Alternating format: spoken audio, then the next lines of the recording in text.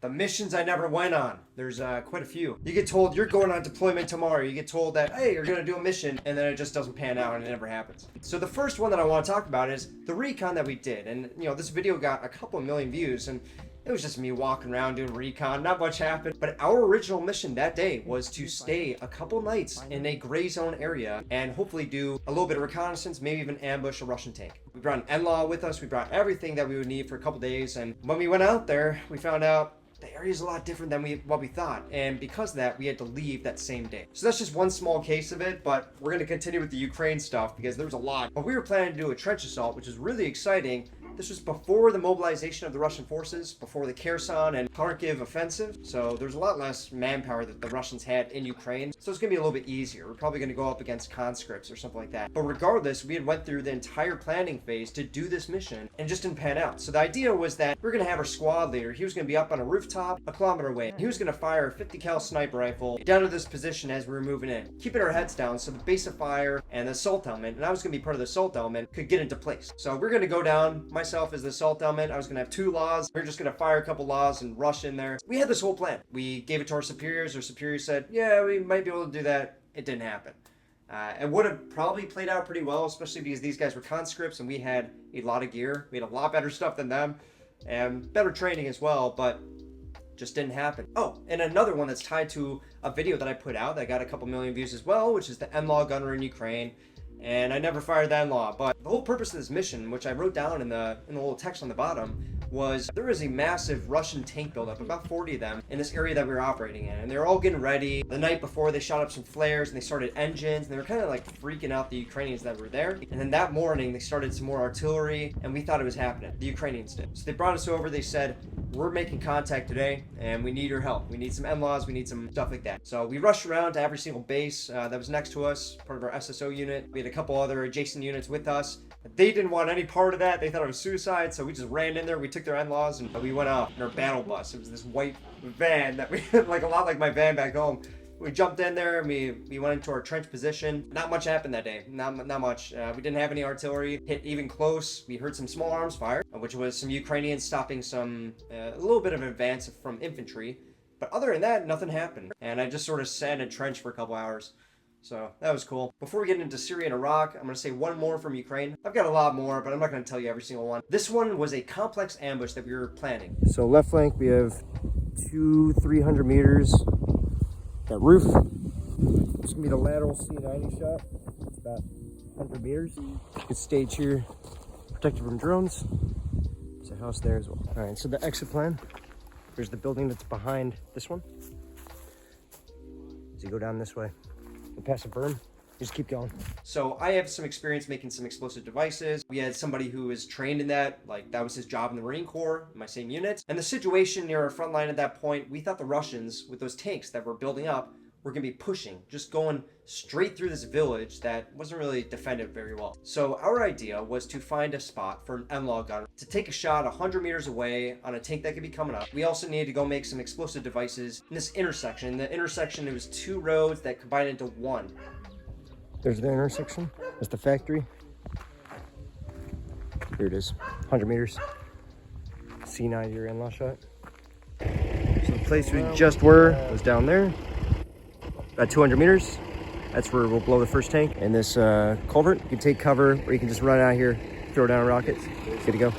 And we were expecting that the Russians were going to use those roads. They would get clogged up there, fire an NLAW, they dismount, and then we have explosive devices in each of the different areas in between these roads, blow them up, and hopefully we get a couple kills. Now, they never pushed. Never happened. But we did plan for it. We did make a lot of explosive devices for it. We did everything we could. I even recorded some of it. But yeah, that's war. Like a lot of the missions that you plan for, a lot of the stuff, you go through the entire planning phase. You go through the sit rep for everybody. And the night before, nah, it's not happening. So let's get into Syria. Syria was my first deployment. It was back in 2018.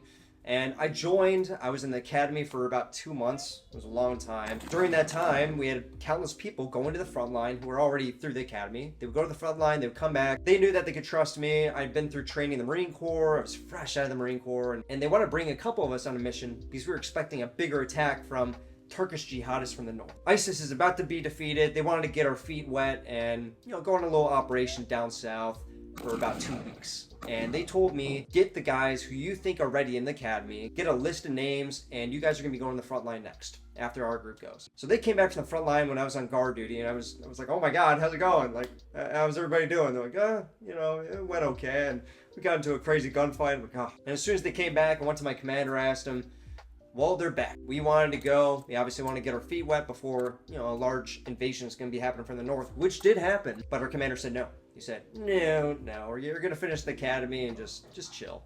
You don't need the experience. It's okay. We got all the way prepared for it. We got our racks ready. I was given, the guy who just came back from the operation, he gave me his entire setup, which was this nice Russian rig. It wasn't a plate carrier, but it was a nice Russian rig. And I had 2 frags in each pouch, a tourniquet, 4 magazines I could have. It was a really nice setup, as well as his AK, which you put 400 rounds through, and you see in these videos. That was given by him, and it just never happened. So yeah, Syria was a big letdown when it came to doing operations. And the last one that I want to talk about is the ROC experience. Obviously, this was a defensive position. We were not doing many raids. We weren't, planning to attack. We were just getting bombed most of the time. But there were a couple occasions where we were told, you can go on a raid. You can go and do this and that. So yeah, the entire time I was in Iraq, we were being told, an invasion's happening. You're going to get attacked. They would even give us an exact day and say, hey, on this day, they're going to do something huge. And we don't know exactly what. Just be ready. At nighttime, we'd be in the tunnels and on guard duty, 2 a.m. We'd hear a drone and we never know, is this it? Like, we'd hear a helicopter, what's going on? And it never happened. That's just how war is. Other than that, we did get some opportunities to do raids. Yebusha, the group that I was with, would do routine patrols through different villages, trying to find some ISIS affiliates, which there was a lot of them just sort of hiding around, sleeper cells we call them, which they are. And we were invited, just a couple of us from the international team that they trusted. They knew that we spoke Kurdish, including myself, to go on one of these raids. It just didn't happen. I think they did the raid by themselves. They didn't need as many bodies, but we were told this is gonna happen. And almost every other day, I would go to the big commander. He's dead now, unfortunately. He was killed in a Turkish airstrike. But I would go there like every other day asking, so about that mission, is this still happening? We're ready for this. We're excited for this. It just never happened. So I guess the purpose of this video is war is not what you think it is, I guess.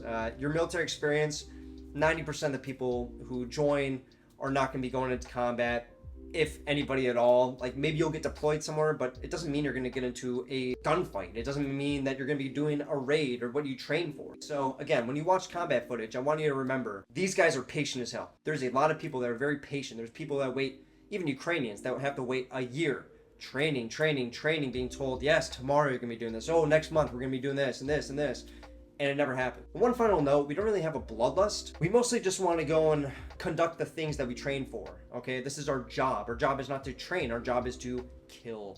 And we want to go and do our job. We put a lot of blood, sweat, and tears in order to do those jobs. And I've been in the situation as well on my first mission in Ukraine. We get told, you can do this mission. It's going to be a sketchy mission, but you can do it if you want. And people jump on that opportunity, including myself. I'm like, I'm not waiting anymore. I need to experience something like this, a baptism by fire. I just got to do it. A lot of people get themselves into situations that aren't very good, including myself. I think a lot of soldiers think this way, and it's just something I want to go and share in this channel today. So anyway, thank you to the members. I was recently able to go and donate some of the donations to one of my injured friends. Really appreciate it, seriously. Other than that, thanks for watching the video. Hope you enjoyed and learned something. I'll talk to you guys in the next one. Peace.